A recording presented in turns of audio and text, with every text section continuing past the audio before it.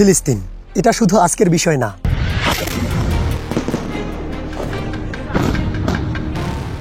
গত ৩০০০ বছর ধরে এই অঞ্চলকে দখল করার জন্য যুদ্ধ চলছে। আজ থেকে ৩৩০০ বছর আগে আল্লাহ তাআলা মুসা আলাইহিস সালামকে হুকুম দিয়েছিলেন যে বনী ইসরাইল অর্থাৎ ইহুদিদেরকে মিশরের ফেরাউনের দাসত্ব থেকে মুক্ত করে স্বাধীন করো। অনেক চেষ্টার পর শেষ পর্যন্ত ফেরাউন তাদেরকে মুক্ত করে। অতঃপর মুসা আলাইহিস সালাম বনী ইসরাইলকে নিয়ে ফিলিস্তিনে আসে। যখন মুসা আলাইহিস সালাম বনী ইসরাইলকে নিয়ে ফিলিস্তিনে আসে এবং ইহুদিদের বলে যে তোমরা ফিলিস্তিনকে আক্রমণ করো, কিন্তু তখন বনী ইসরাইল বলে যে আপনি এবং আপনার রব গিয়ে তাদের সাথে লড়াই করো, আমরা এই যুদ্ধ করব না। যার কারণে আল্লাহ তাআলা এদেরকে শাস্তি স্বরূপ ৪০ বছর মরুভূমিতে রাখে। যখন মুসা আলাইহিস সালামের উপর তাওরাত নাজিল হয়, আর এই তাওরাতের প্রথম অধ্যায় দ্য বুক অফ জেনেসিসে স্পষ্টভাবে লেখা আছে যে এই এলাকা অর্থাৎ ফিলিস্তিন আল্লাহ তাআলা শুধু ইব্রাহিম আলাইহিস সালামের বংশধরের জন্য রেখেছেন। যার কারণে আজ পর্যন্ত যত যুদ্ধ হয়েছে এই কারণে যে ইহুদিরা এটা মনে করে তাওরাতের এই আয়াত অনুযায়ী জেরুজালেম ও ফিলিস্তিন শুধু এবং শুধুমাত্র তাদের, কারণ বনী ইসরাইল ইব্রাহিম আলাইহিস সালামের পুত্র ইসহাক আলাইহিস সালামের বংশধর। তাই ইহুদিরা মনে করেন যে এই ফিলিস্তিন শুধু তাদের, কিন্তু তাওরাতে লেখা আছে এই এলাকা ইব্রাহিম আলাইহিস সালামের বংশধরের জন্য, শুধুমাত্র ইসহাক আলাইহিস সালামের বংশধরের জন্য নয়। কেননা ইব্রাহিম আলাইহিস সালামের পুত্র একজন নয় বরং দুইজন, ইসহাক ও ইসমাইল। বনী ইসরাইল হলো ইসহাক আলাইহিস সালামের বংশধর আর আরবেরা হলো ইসমাইল আলাইহিস সালামের বংশধর। তো মুসা আলাইহিস সালামের সাথে ৪০ বছর মরুভূমিতে থাকার পর অবশেষে বনী ইসরাইল জাশুয়া এর নেতৃত্বে ফিলিস্তিন জয় করে। কিন্তু কিছু সময়ের মধ্যে দ্বিতীয়বারের মতো ফিলিস্তিন তাদের হাতছাড়া হয় এবং পরবর্তী ৩০০ বছর পর্যন্ত বনী ইসরাইল ফিলিস্তিন দখল করতে পারেনি। কিন্তু ৩০০ বছর পর বনী ইসরাইল দাউদ আলাইহিস সালামের নেতৃত্বে এই ফিলিস্তিন আবার জয় করে। দাউদ আলাইহিস সালামের পুত্র সুলাইমান আলাইহিস সালাম প্রথমবারের মতো এখানে আল্লাহ তাআলার ইবাদত করার জন্য একটি মসজিদ নির্মাণ করেন। সুলাইমান আলাইহিস সালামের পরে ইহুদিরা ফিলিস্তিন এবং জেরুজালেমে ৪০০ বছর রাজত্ব করেছিল। কিন্তু ৪০০ বছর পর ব্যাবিলন ইরাকে একটি শক্তিশালী সাম্রাজ্য তৈরি হয়েছিল, যার বাদশাহ বখতে নসর এই সাম্রাজ্যকে বাড়ানোর জন্য ফিলিস্তিনে হামলা করে এবং জেরুজালেমকে ধ্বংস করে দেয়। এর মধ্যে হাজারো ইহুদিকে হত্যা করা হয় এবং সুলাইমান আলাইহিস সালামের তৈরি করা মসজিদকেও ধ্বংস করে দেয়। অতঃপর ওই সময় যে ইহুদিগুলো জীবিত ছিল তাদের সবাইকে গোলাম বানিয়ে নিজের রাজধানী ব্যাবিলন ইরাকে নিয়ে যায়। অতঃপর ৭০ বছর ধরে ইহুদিরা ইরাকিদের গোলামি করে। কিন্তু ৭০ বছর পর ইরাকের একজন ভালো বাদশাহ সাইরাস দ্য গ্রেট এই ইরাকে হামলা করে, যাকে আমরা জুলকার নাইন নামে চিনি।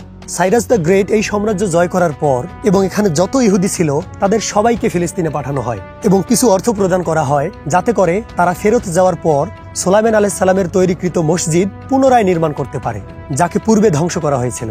যার পর ইহুদিরা আবারও ফিলিস্তিনে ৪০০ বছর রাজত্ব করেছিল, কিন্তু তাদের উপর এক বিশাল সাম্রাজ্য আক্রমণ করে এবং সমস্ত ইহুদিদেরকে ৬০০ বছরের জন্য ফিলিস্তিন থেকে বের করে দেয়। The great Roman empire. এরা বনী ইসরায়েলের উপর এতটা অত্যাচার করে যা এর আগে কখনো কেউ করেনি। অবশ্য ইহুদিরা রোমান সাম্রাজ্যের বিরুদ্ধে যুদ্ধ করার চেষ্টা করেছিল, কিন্তু রোমান সাম্রাজ্য হাজার হাজার ইহুদিদেরকে হত্যা করে এবং পরিস্থিতি এতটাই খারাপ হয়ে যায় যে ইহুদিরা রোমান সাম্রাজ্য থেকে পালিয়ে গারোসে গিয়ে বসবাস শুরু করে।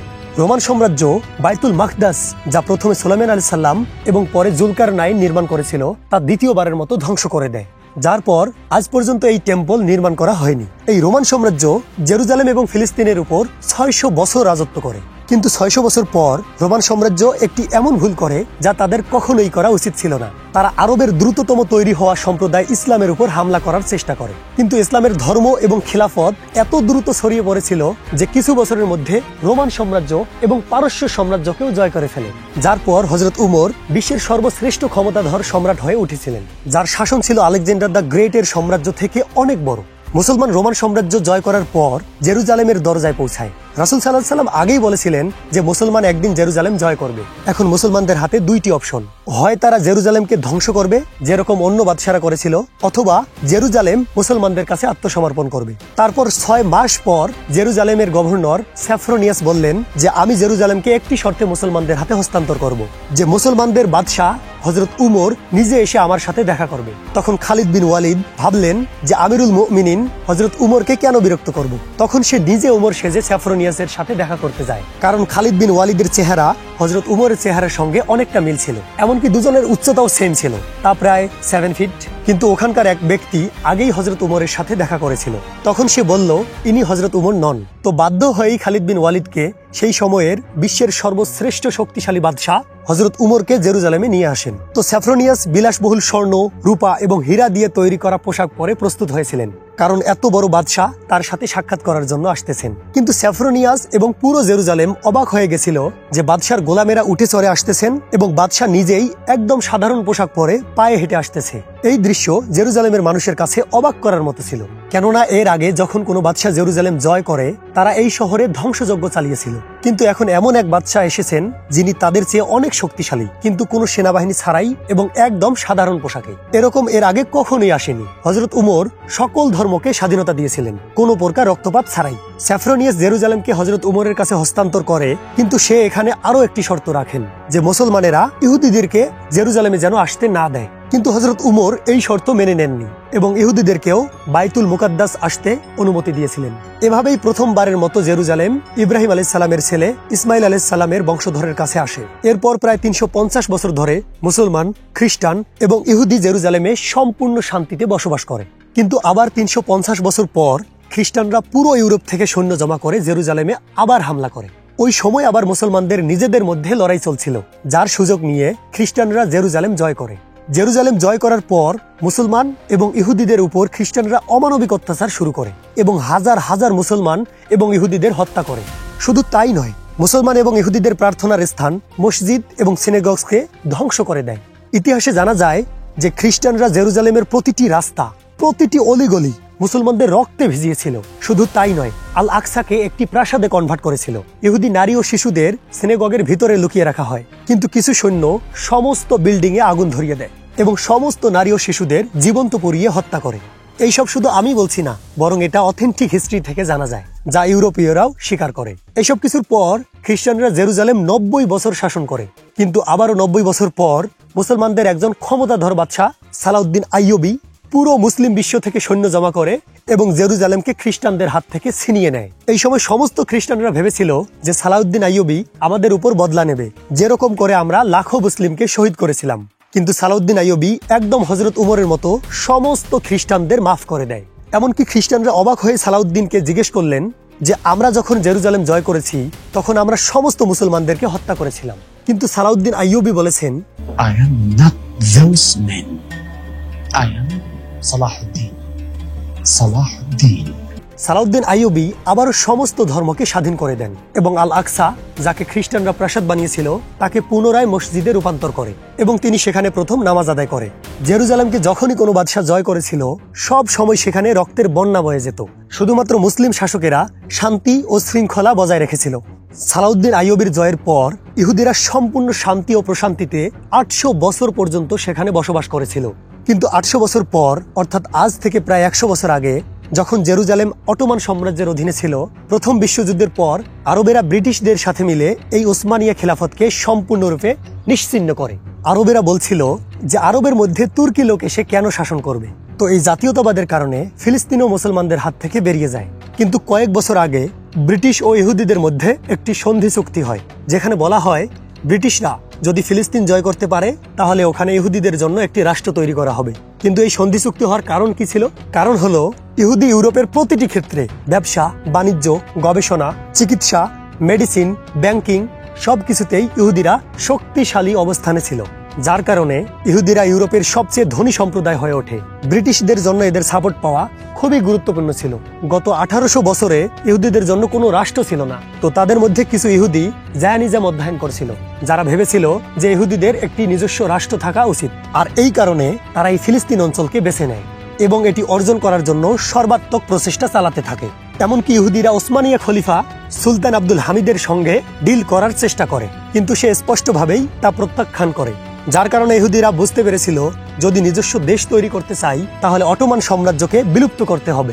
যার ফলে প্রথম বিশ্বযুদ্ধের পর উসমানিয়া সালতানাতের অবসান ঘটে এবং ফিলিস্তিন অটোমান সাম্রাজ্যের হাত থেকে ব্রিটিশদের কাছে চলে যায়। তখন ইহুদিরা পুরো বিশ্ব থেকে সিক্রেট প্ল্যান মোতাবেক ফিলিস্তিনে আসতে শুরু করে এবং ফিলিস্তিনের জমি মুসলমানদের কাছ থেকে 2 গুণ 3 গুণ বেশি দামে কিনতে শুরু করে, কেননা টাকা তো তাদের হাতে। ব্রিটিশ সাম্রাজ্য বেলফোর ঘোষণা দিয়েছিল ইহুদিদের আলাদা রাষ্ট্র করে দেওয়ার জন্য, যাতে করে দ্বিতীয় বিশ্বযুদ্ধে ইহুদিদের সমর্থন ও অর্থ দুইটাই হাসিল করতে পারে। স্পেশালি দ্বিতীয় বিশ্বযুদ্ধের সময় হিটলার ইহুদিদের উপর যখন নির্যাতন শুরু করে তখন সমস্ত ইহুদি ফিলিস্তিনে শিফট হয়। অতঃপর ফিলিস্তিনে ধীরে ধীরে যুদ্ধ বাঁচতে শুরু করে, যার কারণে জাতিসংঘের সিদ্ধান্তে ফিলিস্তিনকে 3 ভাগে বিভক্ত করা হয়, যার এক অংশ ফিলিস্তিনের জন্য, আর দ্বিতীয় অংশ ইহুদিদের জন্য, আর তৃতীয় অংশ জেরুজালেম, যা দুজনের মধ্যে কারো মালিকানাধীন ছিল না। এখানে জাতিসংঘের নিয়ম চলছিল এবং এখানে সকল ধর্মকে স্বাধীনতা দেওয়া হয়েছিল, যার কারণে আরব দেশগুলো এই সিদ্ধান্তের তীব্র নিন্দা জানিয়েছিল। আর ইসরায়েলের স্বাধীনতার শুধু একদিন পর ইসরায়েলের উপর চারিদিক থেকে আক্রমণ শুরু হয়। মিশর, সিরিয়া, জর্ডান 3 দেশের সৈন্য একসঙ্গে মিলে ইসরায়েলে প্রবেশ করেছিল, কিন্তু অত্যন্ত নির্লজ্জভাবে তারা এই যুদ্ধে হেরেছিল। একটা এমন দেশের কাছে হেরেছে যা তাদের দেশগুলোর থেকে অনেক ছোট, আর যারা কিনা যুদ্ধের মাত্র 1 দিন আগে স্বাধীন হয়েছিল। এই পরাজয়ের কারণে যে প্ল্যান জাতিসংঘ দিয়েছিল, যার মাত্র 40% জায়গা ফিলিস্তিন পেয়েছিল আর বাকি 60% জায়গা ইসরায়েল তাদের কাছ থেকে ছিনিয়ে নিয়েছিল। শুধু তাই নয়, এমনকি জেরুজালেমের অর্ধেকও তারা দখল করে নিয়েছিল। ইসরায়েল একাই যুদ্ধ করেনি, বরং এর সাথে বিশ্বের পাওয়ারফুল রাষ্ট্রেরও সমর্থন ছিল। ইভেন রাশিয়া এবং ইউএসএ উভয় তাকে সাপোর্ট করেছিল। ইসরায়েল এই এলাকাগুলো দখল করার পর একটুও সময় নষ্ট না করে 7 লক্ষ আরবীয়কে ফিলিস্তিন থেকে বিতাড়িত করে, যার ফলে ফিলিস্তিনে ধীরে ধীরে ইহুদিদের সংখ্যা বৃদ্ধি পায় এবং আরবীয়দের সংখ্যা কমে যেতে থাকে। এই বিজয়ের পর ইসরায়েল খুব শক্তিশালী হয়ে ওঠে এবং সারা বিশ্ব থেকে আরো ইহুদিরা ইসরায়েলে এসে জমা হতে থাকে। অতঃপর ইহুদিরা আরব এমিরেটসের কেন্দ্রে খুব পাওয়ারফুল সরকার গঠন করে, কিন্তু তবুও 2টা এলাকা ইসরায়েলের অধীনে ছিল না, পশ্চিম তীর আর গাজা, এই 2টা ব্যতীত। কিন্তু আজ থেকে প্রায় 60 বছর আগে 1967 সালে এখানে কিছু ভুল বোঝাবুঝির কারণে আবারও যুদ্ধ শুরু হয়। আবারও মিশর, জর্ডান, সিরিয়া ভার্সেস একটি ছোট্ট ইসরায়েল। মাত্র 3 দিনে ইসরায়েল এই 3টি দেশকেই পরাজিত করেছিল। শুধুমাত্র 6 দিনেই ইসরায়েল তার সাইজ 3 গুণ বাড়িয়ে ফেলে। আরবের দেশগুলো আবারও একটা ছোট্ট দেশের কাছে লজ্জাজনকভাবে হেরে গেছে, ঠিক যেন আজকের ব্রাজিল আর্জেন্টিনা বাংলাদেশের ফুটবল টিমের কাছে হেরেছে, তাও আবার 2 বার। তো আরবেরা দ্বিতীয়বার ইসরায়েলের সাথে হারার পর তাদের জনগণ জাতীয়তাবাদী শাসকদের অনুগত না হয়ে জাতীয়তাবাদী সম্প্রদায়ের বিরুদ্ধে গিয়ে একটি নতুন চিন্তা ভাবনার দিকে যায় এবং দ্য মুসলিম ব্রাদারহুড তৈরি করেছিল। এই সংগঠন একজন স্কুল শিক্ষক হাসানুল বান্না তৈরি করেছিল, যিনি একজন পাকিস্তানি স্কলার মাওলানা মাদুদির অনুপ্রেরণা পেয়েছিল। এর আগে মুসলিম ব্রাদারহুড নিয়ে অনেক মজা তামাশা করা হতো, কিন্তু আরবের পরাজয়ের পর মুসলিম ব্রাদারহুড আরবদের জনগণদের বললেন, এই যুদ্ধ শুধু আরবের মুসলমানেরা নয়, বরং জাতীয়ভাবেই হেরেছিল। এরা শুধু নামে মুসলমান, যার ফলে আরবের জনগণ ব্রাদারহুডে যোগ দিতে শুরু করে। এই মুসলিম ব্রাদারহুডের অনুপ্রেরণা পেয়ে আর একটি সংগঠন তৈরি হয়, যার নাম হামাস। কিন্তু মুসলিম ব্রাদারহুড সহিংসতার বিরুদ্ধে ছিল। ইসরায়েল পশ্চিম তীর, গাজা এবং সব কিছু দখল করে ফেলে এবং আজ পর্যন্ত এই এলাকাগুলো ইসরায়েলের কাছ থেকে কেউ ছিনিয়ে নিতে পারেনি। সাবস্ক্রাইব।